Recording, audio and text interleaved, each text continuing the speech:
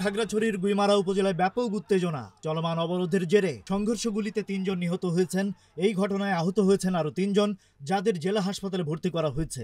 নিহতদের মরদেহ ময়নাতদন্তের জন্য মর্গে রাখা হয়েছে। গত মঙ্গলবার এক পাহাড়ি কিশোরী দলবদ্ধ ধর্ষণের শিকার হন। এর প্রতিবাদে যুগ্ম ছাত্র জনতার ব্যানারে শনিবার থেকে পার্বত্য এলাকায় অবরোধ চলছে।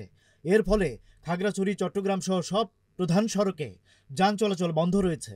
রোববার দুপুরে গুইমারার রামেশু বাজারে আগুন দেওয়ার ঘটনা ঘটে। প্রত্যক্ষদর্শীরা অভিযোগ করেন, আইন শৃঙ্খলা রক্ষাকারী বাহিনীর সঙ্গে অবরোধকারীদের পাল্টাপাল্টি ধাওয়া, কথা কাটাকাটির এক পর্যায়ে গুলির ঘটনা ঘটে। এরপর মুখোশ পরা লোকজন দোকানে লুটপাট, অগ্নিসংযোগ করে। জানা গেছে বাজারটির অধিকাংশ দোকান পাহাড়িদের ছিল।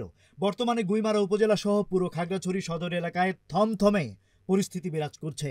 মোড়ে মোড়ে নিরাপত্তা বাহিনীর অবস্থান দেখা যাচ্ছে এবং অধিকাংশ দোকানপাট বন্ধ রয়েছে। গুইমারা থানার ওসি জানিয়েছেন, পাহাড়ি বাঙালিদের মধ্যে উত্তেজনা তৈরি হয়েছে এবং পরিস্থিতি এখনও উত্তপ্ত। Rajib Raihan, news flash 71।